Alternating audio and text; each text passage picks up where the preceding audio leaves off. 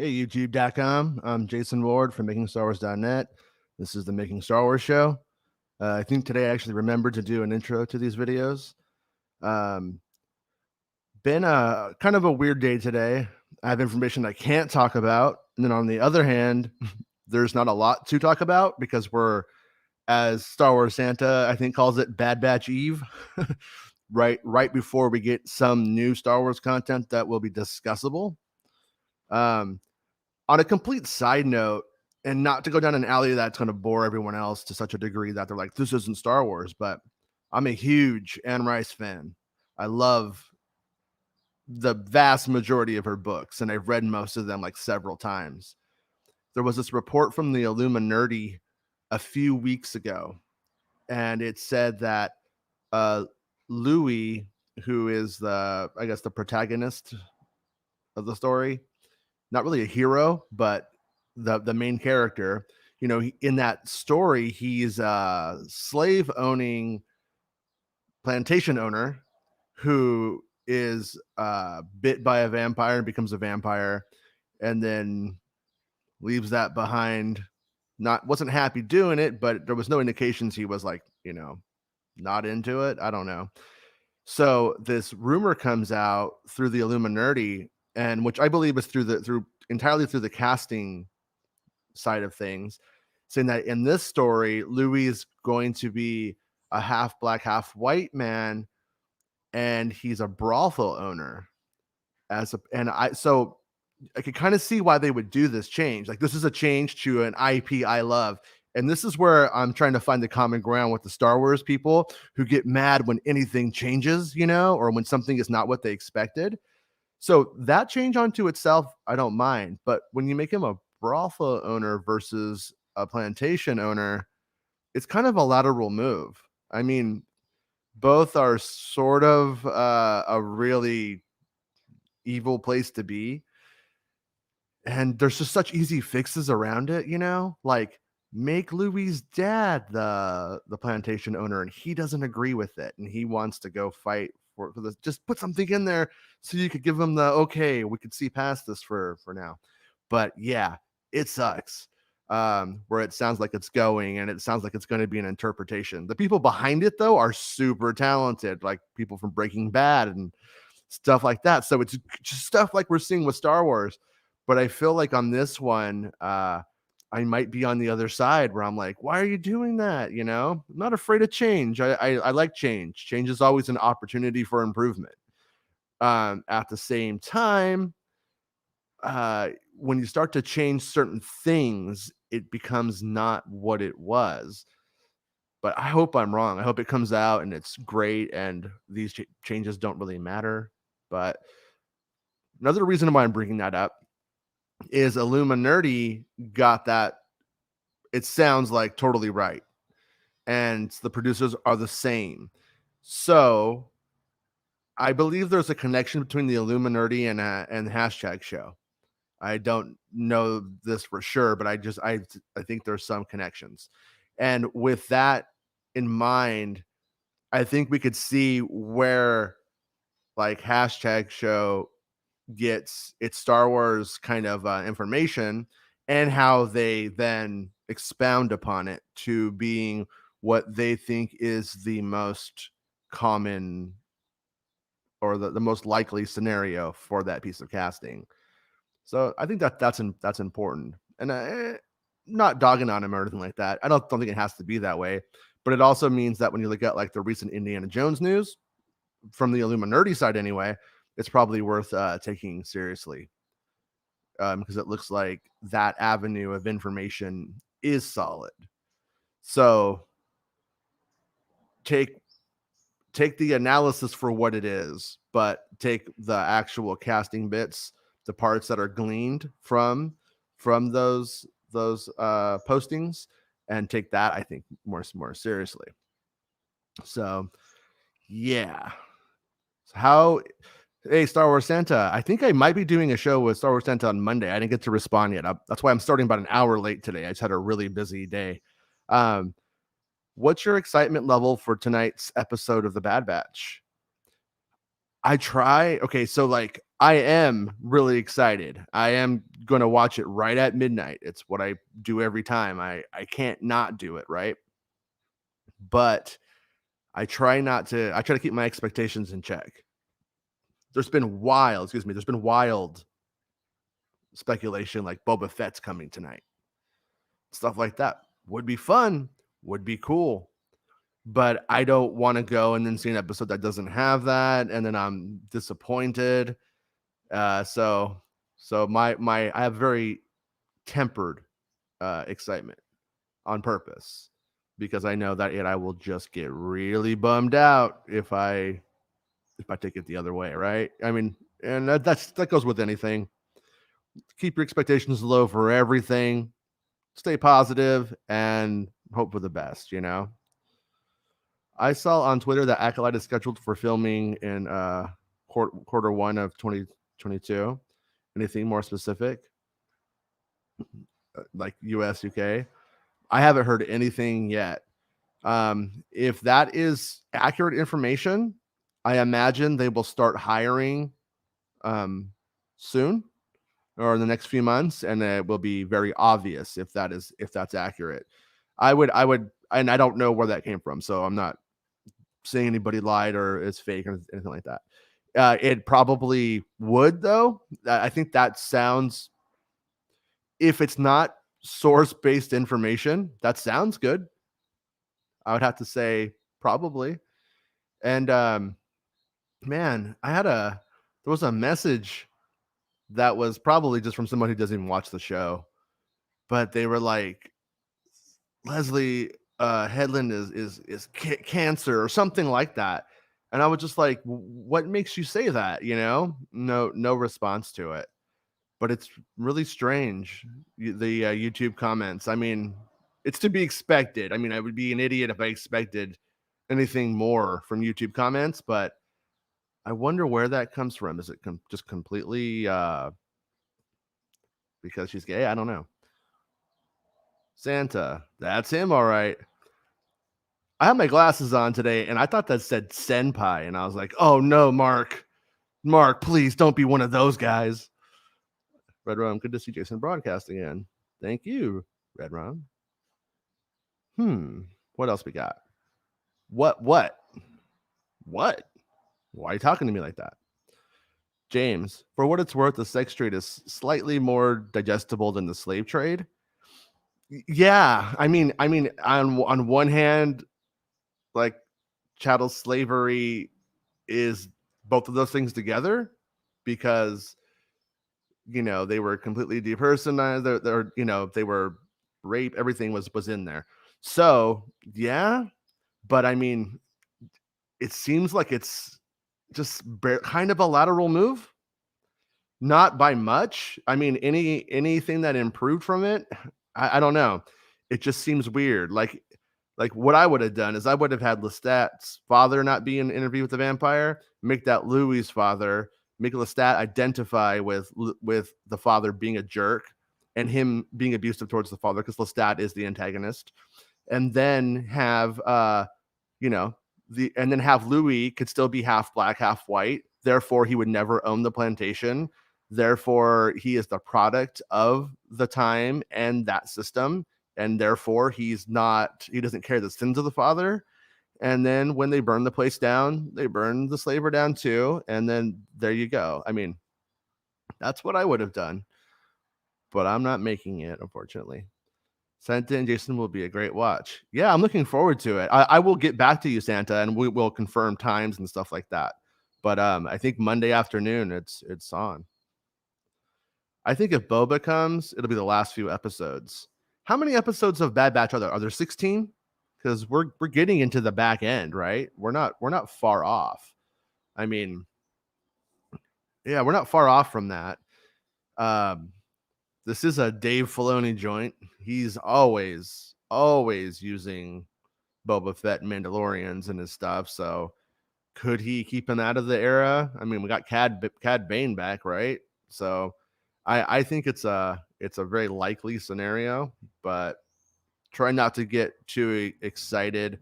Trying to keep my expectations measured within the Bad Batch itself.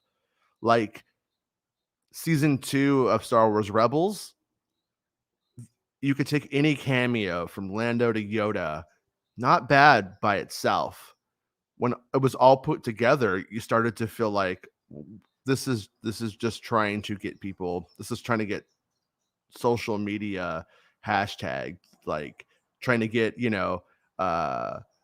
let's talk about this person that Yoda's going to be in it, as opposed to let's talk about the fact that Star Wars Rebels is happening. And that crutch is, I think, ultimately the worst thing for those shows. And very important though, especially when they're building an audience on something, and at that time when it could get canceled. So I don't hold it against it. And I don't hate any of it by itself. Just when it's like, oh, look, it's Lando. Oh, look, and so on. Remember me? And it's like, yeah, that's cool. But let's like have a story and have those things like when they really truly like need to be there. The Cad Bane one, for instance, was doing it right. Cad Bane, they had to have a bounty hunter who was going to go after Omega, and it was Cad Bane. Perfect. Now, if she gets saved because Lando happens to be driving by, then once again we're back into that old that old paradigm of guest of the week, like on the old 1960s Batman, when they would crawl up the side of the building and they would look in, there'd be like Lucy and Desi Arnaz or something, but Mark says the new High Republic era bounty hunter looks like Misfit from Gem and the Holograms. I know. I saw it and I was like, man, I'm like, a part of me thinks it's pretty rad. And another part of me was just kind of like, I don't know, man. Whatever. Oh, great. Somebody's mowing their lawn next door. I hope you can't hear it too much. Anyways, yeah, super, super strange.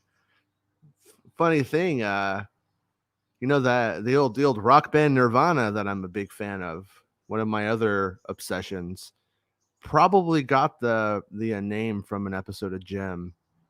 It was an episode of Gem with some bad guys called Nirvana, about 1986, 87. And there's interviews with Kurt Cobain talking about how he watches Gem. And one time he was doing an interview and Gem was on TV, and he was saying, yeah, he watches it. So could be a coincidence, but funny to me nonetheless. But I will never miss out on talking about Nirvana. So sorry, I shoehorn that in all the time. Do you think there will be a KOTOR movies at some point? Yeah, I think so. And I mean, how they get to it, I think will be maybe the question. I mean, like, do you use that as your stepping stone into Bane? Do they want to tell the Bane story? I would almost think that they do, because it's kind of going back to the well. You know what I mean? It's the origin of the Sith kind of thing, and then you get to explain what they were before. At the same time, like, the Revan story is also super good, like just by itself. So that's worth pumping up. But I think it's going to disappoint people, because it's going to change. It's going to change exactly what it was. I mean, at the time when that series came out, it was just the alternate Star Wars. If you don't like the prequels, if it wasn't your thing, oh, here's alt Star Wars. Here's everything that you recognize as Star Wars repackaged and looking older. You know what I mean? And that's not going to fly now. And we don't really need alt Star Wars when there's so much Star Wars. So it makes me think that it's going to have to really have like a redesign, and that redesign might not make people happy, but it could be really cool though. I mean, it could be awesome. I mean, if it's literally like more infused with the fantasy design, I mean, there's so much there. There's no way that they won't hit on it. There's just no way. But at the same time, I don't think it's something that anybody's rushing into. And I think it's a lot harder than you would think, because it's it has to be way original. And there's one thing that we're seeing is we're seeing a solid premise implemented into a Star Wars film or a Star Wars product, right? And Acolyte is one that it might be kind of the testing ground for that. I mean, I think if Acolyte succeeds, that's probably good for that. That's probably good for the old Republic. At the same time, if Acolyte doesn't succeed and is totally awful, that might be where they go, okay, we have to give them what they want, how they wanted it from the start, or at least make them think so. So, oh yeah, really quickly before I forget, I got a Darth Del Rio, who I don't think could make the show, said, I have a question for the Making Star Wars YouTube show. Do you think Lucasfilm or Disney pays attention to podcasts, YouTube videos, or online discourse from fans? And if they take that into account when creating content? Yeah, I think they do. I mean, I know I won't say specifically, but I've had people who've made Star Wars films DM me to tell me something, not like a scoop, but just to tell me something or a word of encouragement, if you will. And when things are awful, I've had that. And so I know that if they know who we are, and do they take it into account? I honestly, I see it as a couple of different ways. And for the record, Lucasfilm is a big company. There's a lot of people in that company. So you can just take one person, Pablo Hidalgo, and say they're all like Pablo Hidalgo, but it's just not the case. It's a big company with a lot of people and a lot of different kind of personalities there. And some of them think of you as infants and me. They infantilize us. I'm just going to be honest with you. They think that they like Star Wars too because everybody does. But they think that we're aliens because the loudest, when I say aliens, I mean freaks, because the loudest and the weirdest are the most heard. And honestly, a lot of them, if they weren't working at Lucasfilm, would be in those weirdo circles to some degree too. If that makes sense. I hope I'm making sense because I'm trying not to pick on anybody. But, there's this faction of Lucasfilm people who think it's normal for adults to squill at cartoon characters. And I'm not crapping on them. If that's legitly what you do and how you feel about that stuff, I guess cool for you. To me, that's a bit it's just, I don't get it. You know what I mean? And I think if you flipped it too, if there was a dude who every time Sabine came on, he squilled and tweeted about it, they'd be like, what a pervert, it's definitely I don't know if double standard is the right word, because I don't feel like that's what I mean to say. It's weird, and they actively encourage it. And then there's other people that are just like, what is this? I don't know, And there's other people who think who are so bitter and jaded by the internet that they're just like, what can you do? So that's I'm talking about company people in that instance. When it comes to directors and things like that, I think that there is kind of a sampling, and I think it's at times at certain points. And, because a lot of them were involved in some way. Most of them, I feel read things, they read the big blogs.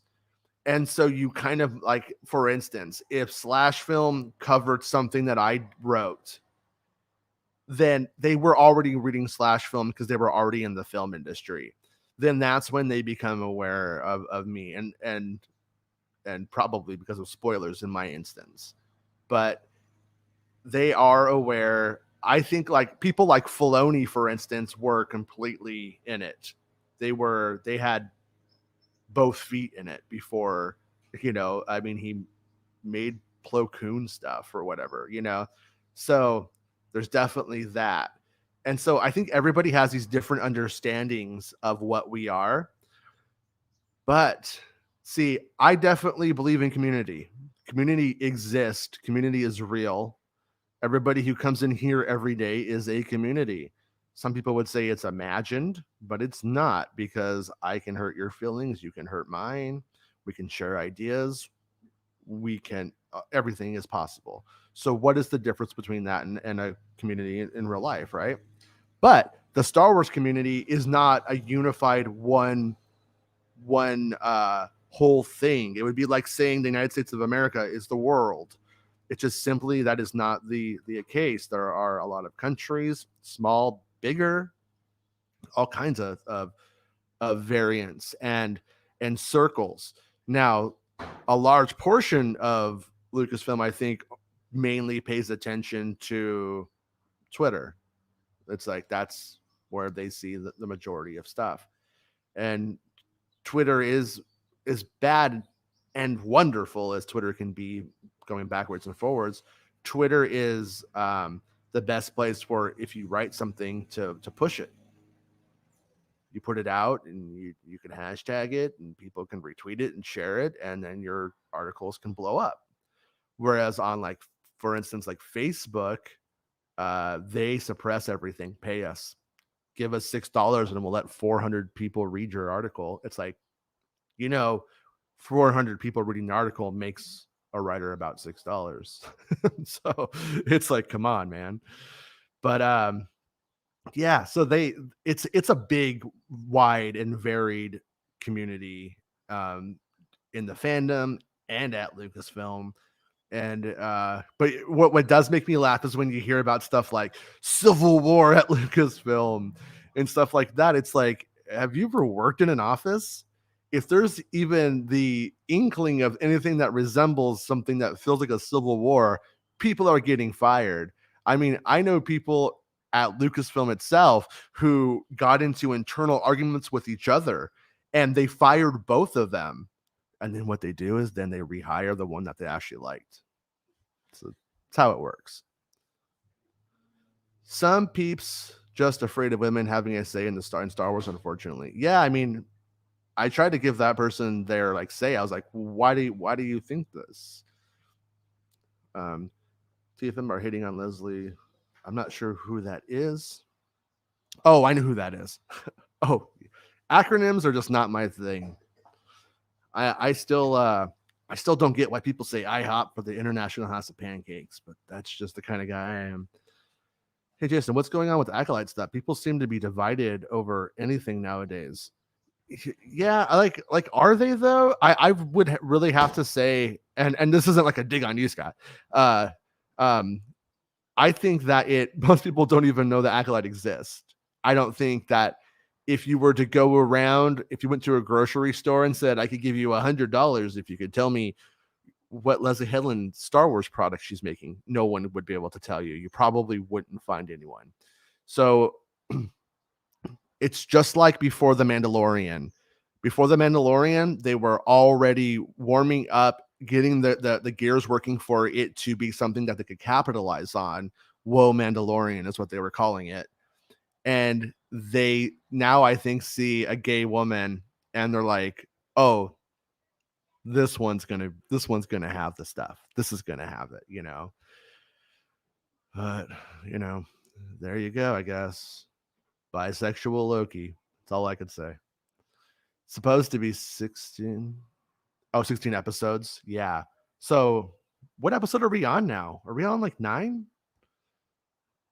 It goes fast. 16 episodes. Will they ever have the courage to cast another actor as Luke Skywalker? I think so. I really do. I mean, like we say every day, why aren't you casting Sebastian Stan as our Luke Skywalker? Because people want more Luke stories. It doesn't matter if we know how his life ended. There's a big 20-year gap that we don't know what happened. Clone Wars was only 3 years. Bad Batch is only about a week so far. So imagine how many sagas you can tell with Luke Skywalker between now and Kylo Ren jacking everything up. The Cad Bane surprise was amazing, says Santa. In the sneak peek released today, we saw Fennec and with Omega. Fennec and Cad Bane fighting each other or working together to get her to Kaminoans. Ooh, interesting. I didn't get a chance to see that. I was on the phone. I was doing scooper stuff, getting some of that Willow stuff too. So I'm not sure if anybody cares about Willow, but I do. Yeah. I mean, and here we go. Like, we got Fennec, and does the question I had, I think, when I saw Mandalorian was there any indication that Fennec and Boba knew each other before? I guess they could have worked together before, but I kind of felt like in that original season 2 storyline, the idea was that they had just met, maybe, but I could be wrong. Did Anakin bring balance to the Force in Return of the Jedi or Revenge of the Sith? See, I think he brought balance to the Force in Return of the Jedi, but I don't think it lasted. That's my interpretation. Palpatine doesn't die, but he does literally stop the Sith. And the other side of all of this that I wonder about is because, like, this prophecy business doesn't make a lot of sense. They've not given us enough to really dig into it and like know what its rules are, because ambiguity is wiggle room for stories. With that said, was the Sith weren't ever vanquished? Does that mean that there was never balance in the Force? Was there balance in the Force during the High Republic? Is Acolyte where the Sith come back? Were the Sith actually gone? Or did the rule of two just have them in hiding as the original story went that whole time? Because, and when they're in hiding, are things in balance? If things are in balance with hiding during all the time before Anakin, then Luke Skywalker brought balance. I think that's fair to say. And it's not until Kylo starts to, or Ben starts to turn and Palpatine starts to really reemerge, that balance is then out of whack again. D. Scott says, Cad Bane is my license plate. Laugh out loud. Cad is awesome. That's funny. I heard, Mark Hamilton says, I heard R5 was built for the original Kenobi script when it was still a movie and then repurposed for Mando season 2. And Pelimoto, could we see him again in Obi-Wan, more R5 backstory? Yeah, that I might have been the one who reported that, actually. And that was what I had heard, was that he was, and that's what was confusing. Was I was talking to a friend and to sources, and they were saying that Kenobi was always supposed to film in Los Angeles.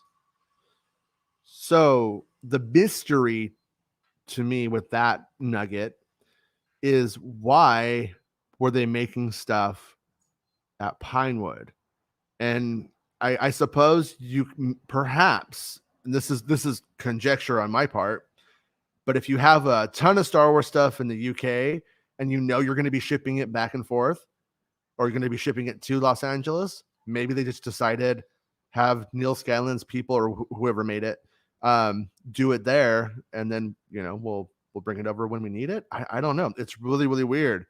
And I've been trying to get with that negative information. I've been trying to figure out, there was that report that sets were torn down for Kenobi at Pinewood. And I know that if they were tearing down Star Wars stuff there. So is that back to the Maz Eisley stuff? That, I don't know. I really don't know. It's such a weird, convoluted mystery, and I don't know how long it'll be until we get all of it cleared up. But we're getting far enough away now that I think some people will talk, because that's the one thing about Hollywood or even Lucasfilm is people don't stay in the same gigs forever or for very long. They move around. Sometimes they're on movies, not on others. And it's weird that way. But I got a feeling if I keep asking, I'll get the answer. Just got awesome play, best bounty hunter ever, in my opinion. Yeah, I kind of like him probably like him the most too, Cad Bane. I kind of think he's probably he's a bad guy, and like you're just okay with it. He looks like a bad guy, you know. And like with Boba Fett, there's always going to kind of be like, oh, give him a heart, you know what I mean? And Jango Fett seemed like the kind of dude who was doing what he had to do for money, and he would do it for money. But he also doesn't seem like he was necessarily a bad guy. He was just doing what was good for him and his son. So can't really knock it too much, right? I mean, take it into the big picture, but you know what I mean.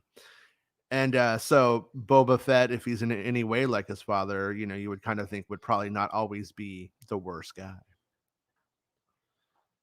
Is the period when Palpatine is under Plagueis set in the Knights of the Old Republic age? Palpatine? No. Actually, like up until right up before the Disney buyout of Lucasfilm, Plagueis was alive during Phantom Menace.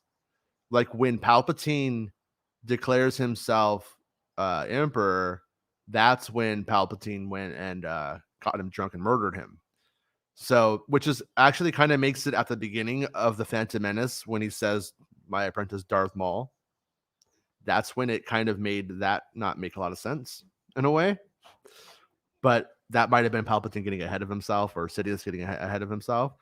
But at the same time, like that book had it where Palpatine had a family on Naboo and a father and a mother and was in the aristocracy and all that kind of stuff. And then you get to Phantom Menace when he's older and he's now a wise evil wizard, if you will. With what they did in the episode 9, I mean, you could be right with how they had, I'm every Sith ever kind of thing. How they decide to really let what that means, is it spiritual? Is it simply like, do you feel like every time a Sith dies, do you feel like you got a 5-hour energy drink or whatever it's called, 5-hour energy in you? Did you drink a Monster? Oh, now I have more energy. And then that one dies, and then that one has a little bit more 5-hour energy. I don't know. Beats me. But they definitely have room to do something like that. But I don't think that was the original plan. But it's definitely worth considering because they could be seeing things that way. But at the same time, it's such a like having all these different Sith and stuff like that is such a bigger thing for products and marketing and all that kind of jazz. And yeah, so much ambiguity. Max says, do you think the J.D. Dillard Star Wars movie that was rumored back in February 2020 by THR is still happening? That's a good question. And there's a lot that could be going on with that. Like it could be canceled. It could have not been a movie. It could have been a series. I don't know. I haven't heard anything about that one at all, which means it's probably being written or it's slated for so far in the future. They have like I don't mean like a problem, but it takes so long to make a Star Wars film, and so much has changed in the last like year. And from Solo to now, it's just been like sort of a turbulent, not smooth place to make films. That's why it was kind of good that they were going in that little Star Wars break, that little entrenchment period as this happened anyhow. But yeah, I'm not sure. And at the same time too, like they never officially announced it. And with never officially announcing it, if it should fall through or they didn't like the work or they didn't meet eye to eye, we may just never hear about it again. But could have been interesting. Leslie Headland says she watches Star Wars social media stuff. Okay. Yeah. Yeah, and that makes sense. She sounded like she was more of a fan who like read about, things going on. It didn't sound like in that one article that she was like involved though. It sounded like she just always kind of looked at it. So yeah, the locations on Andor look amazing. This is Dewey Williams. Bespin Bulleted posted some from where they filmed today, and seeing practical sets and locations got me so hyped. Oh, I haven't seen that update from Bespin today, so I'll have to check it out after this. But yeah, I'm excuse me. I've been really surprised the amount of sets that they're making, and like how big they've been, and how kind of cool. None of them have been like super elaborate. They've been like creatively done, but it looks like it's going to have way more of a real lived in environment stuff than what we got with like the volume and Mando. And that's fine for those stories, and I think that it's going to help a lot, though. I think it's going to help this feel really be something special. I'm just getting like a really good vibe off of what I'm hearing about Andor and who's been involved with it. It sounds like it's going to be very like hardcore Star Wars, but not in a kiddie way. Twitter is assessment. It definitely can be. It's like that's the thing about Community, which seems to be coming up a lot this episode, is that it like what we are, or it is whatever we make it, you know. And like when you let certain things stand, or you let certain ways of being be accepted, because like the thing about Twitter, like a friend was joking with me, and it's true, and I don't even know if he came up with this first, so but basically people just want to say I'm happy for you, but they just want to be told I'm happy for you, or I'm sorry that happened to you. That's almost the only like two modes of your basic average Twitter interaction. There's not as much discussion as you would think, or as you would even hope for. And I can't disagree with that, you know. It's unfortunate, but you know, at the same time, it's just like we were talking about earlier, though. The loudest, most awful people rule the day. They win they win. They're the ones who are heard the most. And we like I used to know a guy who was just super loud. And we were on the internet together at times. And it would always make me laugh because people would just follow him because he sounded strong. And it was just like he's a moron. But there you go. It's just the way that people are. If somebody says something firmly, they believe it. Whoever strikes first wins. And maybe Twitter will grow up.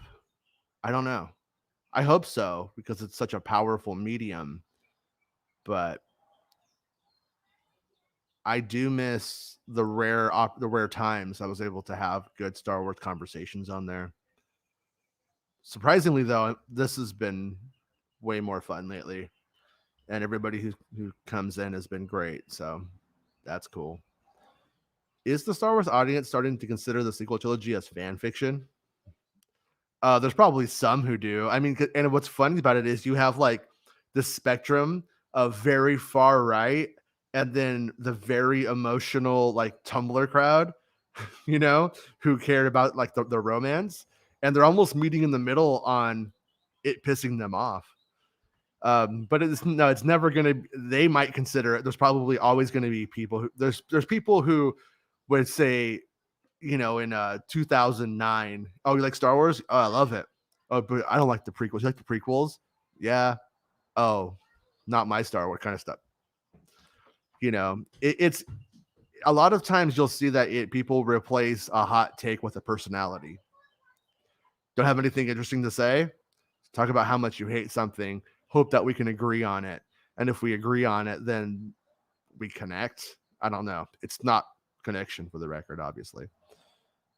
Have you heard anything about the Obi-Wan series? Obi-Wan series has been locked a little bit down tighter than the other shows. I gotta say, not hearing as much about the Obi-Wan show as I would have expected at this point. But that's usually when it starts to reign, you know? Probably my impatience, but on almost every single film, it's kind of gone that way. So, but we'll have to see. Well, we'll have to see. A part of me wants to know everything, and another part of me is like hoping, man, if I was unspoiled for any of them, that's the one that would be kind of the coolest to go in with not knowing anything. Also, at the same time, though, probably the one that if I don't know anything, will have the biggest opportunity to disappoint me because I don't know what to expect and what I may start to expect that won't happen. Because you could just get it out if you can get it out, you could have it. Um, Yoda said in Episode 3 they might have misread the prophecy. So could Anakin have brought balance as Vader and fighting the Jedi until the Battle of Yavin? I don't know. I think that they're going to respect what George meant, and George always meant that in Return of the Jedi, that was when balance was brought. He created the concept of balance and sort of retconned it for Return of the Jedi. Same time, as we can see, they don't always follow what George Lucas has to say about things, right? I mean, it's kind of tumultuous. Old Qui-Gon Anakin did bring balance, but it didn't last. He tells Rey in The Rise of Skywalker, bring balance to the Force again like I did. Yeah, you're right. You're right. So there we go. It gets out of balance. New hero has to come. It's like The Legend of Zelda, which we're talking about yesterday. New Link for every generation. Never the same Link, right? As far as mostly not anyway. And that's ultimately a good thing because it just means that they can continue to make Star Wars stories. Now, at a certain point, they're going to have to take that whole thing into a different direction, which is, I don't want to go dunk on 9 again, but that's what I was hoping 9 was going to do. Were Dooku and Grievous aware of Palpatine's plan in Episode 3 during the battle over Coruscant? I believe Dooku. Are you asking? Did they know about Order 66, or just what the whole thing was? I mean, I don't think anybody totally knew the whole plan, but it did seem like they did say like early on, like the Clone Wars, that was being planned out, that was supposed to be Darth Maul. That's why he was picked. He was picked to be that guy. When Darth Maul is bisected, he then puts it on to Count Dooku.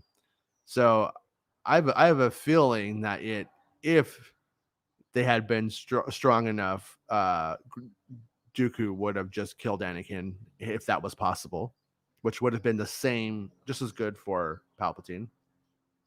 But Grievous, I don't know what Grievous knew. Something tells me Grievous didn't know that much. I mean, Grievous had a very limited. He had one function. You know, he was that one side of Darth Vader, but he was in no way the whole package. And I don't think he was running lightsaber programs and stuff. I don't think he was ever going to be anything more than that. I don't even know if they really wanted Grievous to die either. They'd be foolish, Mark says, they'd be foolish to not eventually do Darth Talon. All of the free PR they get saying she was George Lucas's sequel trilogy plan. Do Darth create Ashard Het instead of Maul? They were the pair from Legacy. Yeah. I don't know. I mean, that PR then requires them to step on their old PR. And they were fine with doing that during the prequels. Like they are not proud enough that they will not, practical effect, real sets, practical effects, and do that kind of stuff. But that one right there requires them to literally kind of almost say we should have taken George's advice the first time and we didn't, And I also kind of not really sure if that would even have been good. I don't know. Have you heard anything about Ahsoka showing up in Kenobi or Cassian? She makes sense to be in both shows. I actually haven't heard her, and it would be really hard to know on that one, because it would be so easy for her to be involved and to keep that one a secret. And it would just be, yeah, it would be very easy. And they mostly did a good job with keeping her a secret on Mandalorian too. So the Kenobi one, it could make sense. The Cassian one, I'm not sure, because Cassian's like she becomes Fulcrum when she's Fulcrum when Ezra's about 14. So that's about 14 years after. This is about 4 years before that, right? Does that timeline make sense? I could be wrong about that timeline, but I think it starts about there. So the question would be, how long was she Fulcrum? And if we know that answer, then we would know for sure. But I can't remember. I don't remember how closely involved she was. I don't see myself leaving Star Wars, but if I ever did, it will be because of the fans. Yeah, that's like the whole thing is like, you can read Star Wars books and comics and watch the movies, and you don't have to be a part of a community and talk about it. Like in the 80s and 90s, you had a friend maybe, and you guys would kind of talk about it and then go on with your lives. And in no way do I think that was better, but I also think that it sometimes, like, people completely lose touch with reality about it. What I don't know who watches those videos, like I said, the Civil War at Lucasfilm videos and stuff like that. Are they like 9 years old and that's why it works? But at that point, it's like you're not even you're reading like fan fictionized news, and it's like it's designed to make people angry and upset. It's just not fun. So, that's why you can't help but come across it, because YouTube doesn't give you the opportunity to block channels that continually do stupid stuff, which drives me crazy. It really does, especially like when my kids like want to watch. They like Star Wars. They like watch Lego Star Wars videos and stuff like that. And the YouTube Kids app is a bit, so sometimes I let them. They do have accounts for standard YouTube that I let them kind of watch things on with supervision. And but it's like, want to watch Lego Star Wars streams? Cool. Oh, now look what it's recommending. That's what sucks. So, see, did I go too far down? I probably did. Yeah. The Obi-Wan show being locked down makes sense. Yeah, but they're all locked down. Like, there's never one that isn't. It's just when it works and when it doesn't. And the majority of the time, when somebody's like on a crew, they don't leak out what happened that day. They don't tell you what's been going on moment by moment. Usually, sometimes that's happened, but not as much as you would think. It's usually people have now moved onto another gig and another gig, and that's in post production, and we still have all that time to wait, and it feels so far away, and then they just start casually talking about some stuff, or they know that things, so they know that, like, okay, if I say this, like, they probably already know, or they already know some of it, so it's not like I'm the one who's doing it. And and so it's just a different kind of, like, it's how it works. So when they're filming something day by day, doesn't necessarily mean that you're going to get actual tangible plot or story or moments. Now, sometimes, like when George Lucas went to like Rogue One, that day you'll hear about it, because, dude, I ate spaghetti with George Lucas. We all did. So whatever it happens to be, then that's when you have like that happened right then moment. Um, and like on episode 9, strangely, some of a crew member who was really was a crew member too, because I had lots of proof, was maybe like the worst kind of person for information on the movie that I had, because it was like everything is so like compartmentalized, and it made it difficult, you know. Yakface just leaked the new Black Series HK-47 figure with the new KOTOR remake coming. It feels like Old Republic is part of the long game. Yeah, I mean, I would, I would even say like they have data and metrics on how characters perform. And so like HK-47, for instance, like that might be a test. Like they might look at, how did this figure perform? What is the real thirst um, for more stories like this? At the same time, they have continually done KOTOR things here and there throughout, since forever, since they started it, and we've never gotten anything more out of it, other than we almost had some like references in Clone Wars that were cut. So, but it definitely is like a good sign. Let's pay attention. I know Hayden Christensen will play Vader on Mask in the Kenobi series, but he'll actually be in the suit, right? Yeah, that's the question that we talk about every day. Will it be a Clone Wars flashback? Will it be Darth Vader taking off his mask and being, really upset about Padme? Will they talk to each other? Will they commune through the force in some weird way and connect, and for moments here and there? There's a lot of ways that they can take it. I think that will definitely be answered, and where that leaks from, like, would be cool to get that. I would love to know. At the same time, that could leak from anywhere. Somebody like, oh, Darth Vader was on set today. He tells his wife, and then his wife tells the hairdresser, and then the hairdresser tells somebody, and they're like on Reddit 2 minutes later. No, he's in the suit, guys. I know for sure. Like, you never know, but I'd have to think that's a pretty big moment. So much leaked around Darth Vader for Rogue One to me, like a lot. People were so excited, but I don't know if that's changed. I don't know.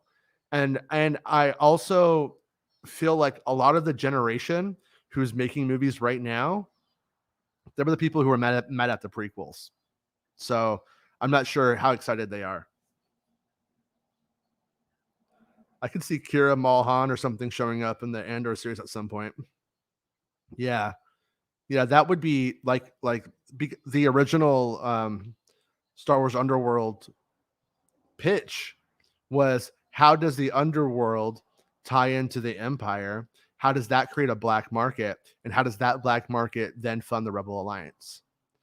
And it's essentially what DJ tells Rose and Finn in The Last Jedi. That was the point of that unmade George Lucas series. So with that in mind right there, um, if they're going to continue what they've been pretty much playing on those plot threads, I think it's totally possible. That said, there's been absolutely no indication whatsoever that Kira or Han Solo are in Cassian, and that if they have shown up for work or been around the production. So, why did The Last Jedi start a new arc, new villain, and a new plot different from the ones established in The Force Awakens? See, that's the whole thing. Is, I just think it depended on where you saw it going, because I don't think it really I don't think it really was like a new villain. It was simply J.J. Abrams made this mystery of Snoke, and he did answer it. There was no answer for who Snoke was,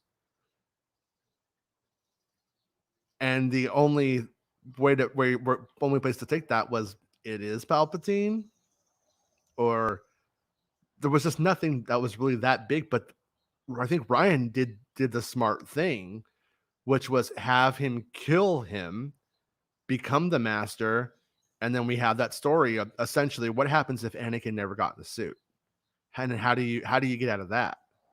That's still a difficult place to be in too, for sure.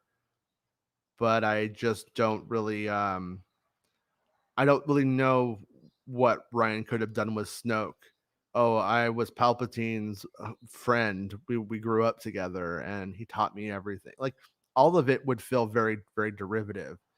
And so, if you didn't want to pick up on, and you wanted to bring back a more ultimate evil for Ben to fight, other than himself, then that's what we ended up with, you know. And I will say too, like, I feel like it is kind of like I think, honestly, in my opinion, Ryan's the one who gets off kind of scot free on this one, because he was the one who had to pick it up and then pick it up and move it forward, which he did. And in there he made like Rose, but then JJ picks it up and supposed to end it and doesn't do anything with any of that. He really didn't. He just didn't want, and it was possible. There were creative ways of dealing with the Last Jedi, and the Last Jedi was a movie that stood a lot on its own in a lot of ways. But I really yeah, I don't blame Ryan on that one. I think it stops with JJ, as that trilogy did too. And I also think it was a huge mistake for him just not to do the whole thing, or for Ryan not to finish it. He should have done all three. Abrams should have done all three, or Ryan should have finished it. And that would have been, and it sounded like that's how it was going to go at one point, but they got him back. Are Vader and Kenobi allowed to interact in the new series if you take into account the conversation in New Hope, which indicated they hadn't met since Mustafar? Does it indicate they haven't met since Mustafar? When I left you, I was but the learner. Now I am the master. I guess that could apply to meeting 10 years before. It doesn't. He doesn't say, since you left me on that muddy bank burning my balls off. He never said that either. So he gets a free pass. I mean, they have a free pass to do that. They just can't have it be too close. If it's too close, then you don't buy it. But at the same time,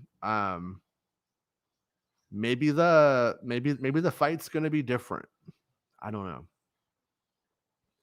All through the 90s, it was rare to find anyone to talk Star Wars to except at the comic book store. Wasn't until Yahoo message boards before the Phantom Menace that the 24/7 fandom and all that brings exploded. Yeah, for before Phantom Menace, I talked about this before because I think it's funny, but I was like, 16 years old. My family, my dad's like a real blue collar guy.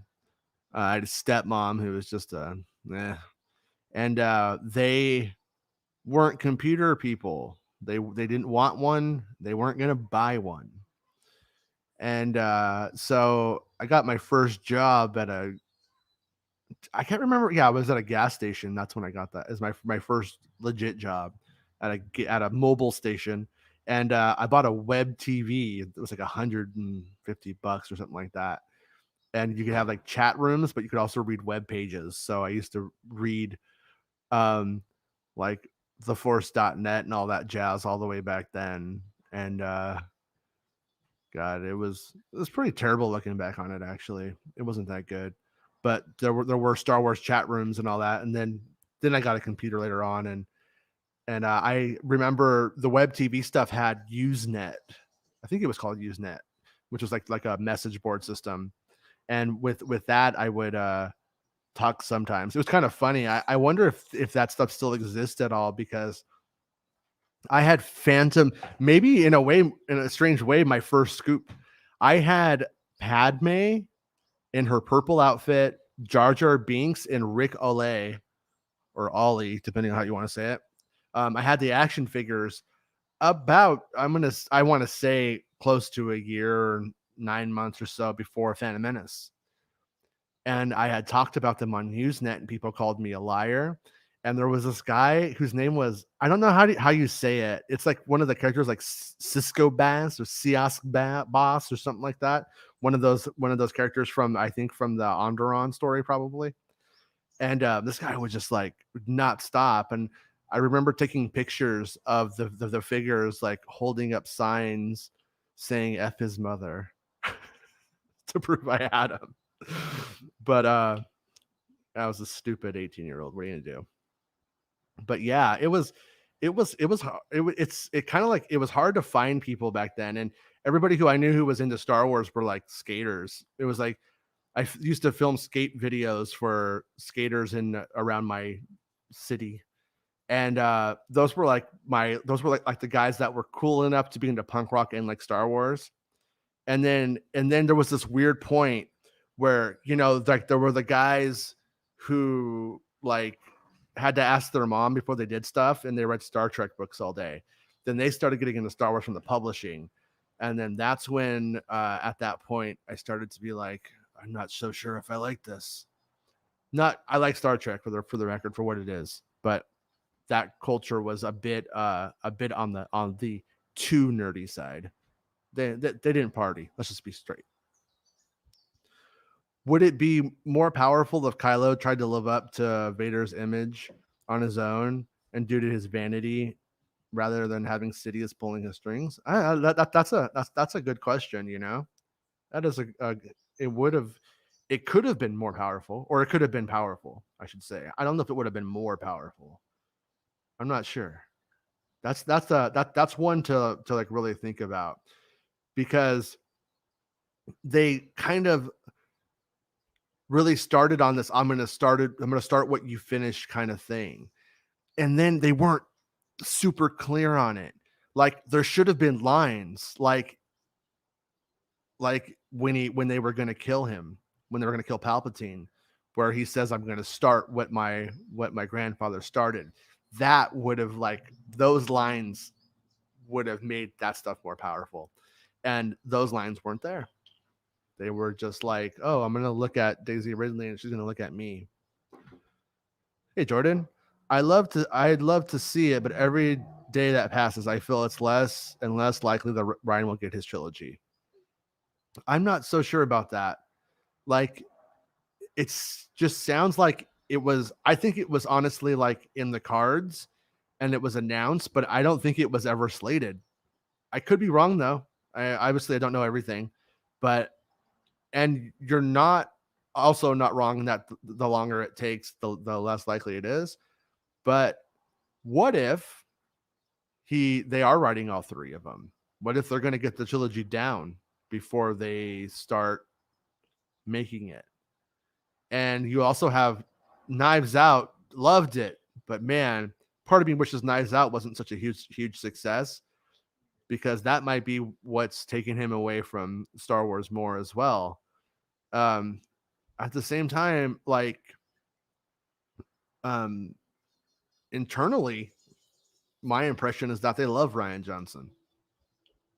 So, and Last Jedi performed, regardless of what people say or how they interpret it.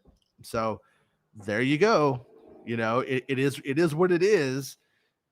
It has a bad spin on it on a part of YouTube.com, but also, like, some of what started that was in a way Ryan's critique of those monsters who got mad at him. But now we're seeing Mangold fall into the same traps with Indiana Jones. So I'm curious to see if that goes in the same way. At the same time, Mangold looks like he could, like, kick your ass. You know what I mean? And his name is Mangold. Like, I don't know. It's kind of easy. Like, I love Rian Johnson, honestly, but he's easy to paint as a SJW soy boy, if you're one of those types. Mangold looks like he'd fuck you up. You know what I mean? So I'm not sure if it'll go that way for the indie film. The 2-year turnaround probably made it hard for one writer director to work on all three. If it was 3 years, they probably could have done it. Well, sure, without a doubt. I mean, at first, honestly, I think a lot of JJ stuff, and this is my interpretation, and also like what I was kind of hearing about episode 9 stuff. I mean, look at episode 9. He was afraid to make it. Episode 7, he was afraid to make it, didn't want any of that heat. And then it was too alluring and he took it, which is why he took it back again. But he was never there were supposed to be 3 different directors and 3 different voices, and 3 different voices I think could be a good thing. I mean, A New Hope, Empire Strikes Back, Return of the Jedi, not a bad thing. George Lucas was the guiding voice through the whole thing, but you know, I don't think Abrams should have come back and made that movie, or they should have given Abrams the time he needed. I mean, and he chickened out on episode 9. Oh, I'm gonna do Lando's daughter. Just kidding. I'm not gonna do Lando's daughter. I'm just gonna get rid of Rose and characters that we invested in the trilogy. But then I'm going to chicken out on the reason that I actually did it. And then I'm going to say it was because of Leia, because no one else could have stood around and been, the person back at the base. I just don't buy it. Surely they fight on Mustafar showed Anakin becoming Kenobi's equal at least. So their free pass has a leash. Nah. Well, I don't know. I don't think their fight showed Anakin becoming Kenobi's equal. No, he's not. He didn't become the equal in that fight. I mean, he got dismembered, right? And he was technically, he never turned in his resignation letter. He was technically still his apprentice and his learner, which is what the line is meant to mean. But they have such a but when I left you, I was but the learner. I mean, that is not concrete at all. That doesn't mean anything at all necessarily. It's very subjective. What it means, it's so open, dude. Like they can do it and it doesn't contradict. Now, they can do it and you cannot be happy with it. They can do it and it was cheap. They can do it and it doesn't work. That's for sure. I don't think Deborah Chow though is gonna mess that up. It's old Bootsy. Hey Jason, what do you know of all the cutscenes from Rise of Skywalker, like the Aya Webbish Bog Shiznit? Wouldn't it be smart to release all of it in Episode 9 Special Edition? Thanks. I don't see that. That's where I think things get complicated, because look at us. Like every single day, every conversation revolves around canon. So, for instance, there is no Abrams cut, as that was the Abrams cut. If they did a Disney cut, then we would have competing continuities, different motivations, and different backstories as to why the Sith fleet exists, because that's one of the things. Different reasons for Palpatine being messed up, so it's really like with that movie, I would say there is a lot more alternate stuff than cut stuff, if that makes sense. At the same time, I mean, who knows, right? I mean, there could be even more stuff that never got out, that I never heard about. But I think that's mostly why we're not seeing a lot of cutscenes and stuff like that. My son is poking me, trying to be a little punk. Old Ant-Man. Late to today's party, damn work, laugh out loud. Was Ryan ever slated to episode 9? One rumor that I had heard from somebody who has not failed me in the past was that Ryan was as close to being about to get onto a plane and fly out to Pinewood to stop the production on episode 9. You're a punk. And it was at that time that Michelle Rejuan met with J.J. Abrams, and she had been his PA in the past and kind of came up with him, and that she started the communications of that happening, and then that is where it went. Is it completely accurate? That's the rumor out of Disney itself. So, regardless of the merits of the sequel trilogy, do you think JJ could have reacted better to Ryan's film and find a better plot twist than bringing Sidious back, which was too out of the blue? Yeah, I do. I mean, I don't think episode 9 is bad. I don't think that it really I think it played so middle of the road that in the end it did not satisfy most of its large fan bases. It did certain things really right. I'm not against the romance angle. I'm not against even bringing Palpatine back, but bringing Palpatine back was something that, if they were going to do it, should have been from the very start. And I think Abrams always had that kind of idea, like as a maybe, but he probably had 5 other maybes too. In fact, I know that not only did he consider Kenobi and Solo for Rey's parentage, but Palpatine. Those were the 3 main ones. So he had 3, and so yeah, there was like a lot that they could have done. Why stuff wasn't set up in 9, or I mean in 7, 4, 9? It beats me, but that's what we get. Cat Mangold, Royal Rumble with all the usual suspects. Bring it. Yeah.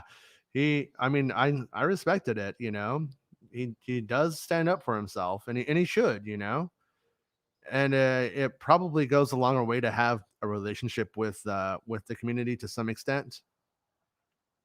Do you think they'll ever adapt the Plagueis story to flesh that out and keep? Okay, give me a few more minutes, okay, and then we'll do something. Do you think they'll ever adapt the Plagueis story to flesh out that, or will they keep Palpatine's mention in Revenge of the Sith as the only Plagueis canon? Dude, that's a good question, Jordan. I say dude, and I mean I don't know if you're a dude, but Plagueis is mentioned, and therefore is just a huge opportunity. I would think you would say Plagueis until you want to do a Palpatine story, until somebody has a good Palpatine pitch. And if you do Plagueis before that, I think you ruin that idea.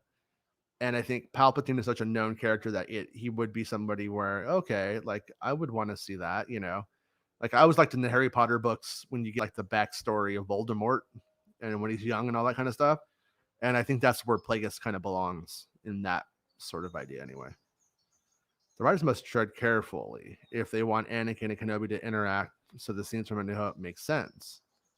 But it still makes sense. When I left you, I was but the learner still makes sense. Because that does not mean when I was your Padawan learner after the day the Empire was made. It means the last time we saw each other, I was just still a student. I've grown so much. I'm so much more powerful now. I am the master now. And even that is still a bullshit line because he is Darth Sidious's little bitch. He can't kill him. He has Exegol. Right? So that's just him boasting about how cool he is now. I mean, at the end of the day, compared to you, I'm the master because you got old and weak, and you've been living in the desert, and I got a cool black costume and TIE fighters. What are you gonna do now? Mustache. Catch you on the Liberty Plot later, dude. Thanks for stopping by. Mark says makes sense. That the way it felt, there was no deleted scenes, or yeah, and I also think that if they put those scenes out, it allows for second guessing of their choices. Jason's, yeah, there he is. There's one. They're coming out of the woodwork. They want to do stuff. They want to go swimming. There's the other one. There's the other one. Say hi. Okay, don't take down the whole system. We'll lose all the microphones. But all right, I think we're gonna wrap this one up because I am being told by the producers in my ear that I am done. that it is time to do dad stuff. So I will see you guys tomorrow, I hope, and we will we'll do this again, I promise, if they allow it. So make sure you guys subscribe to the channel. If you guys have any questions, you could just leave them in the comments, or you could DM them to me, and we'll have Star Wars conversations. And maybe we'll try and do some of these at night too. Maybe when they're at their mom's house. Penny, who's the best Star Wars character? Daddy. Thank you.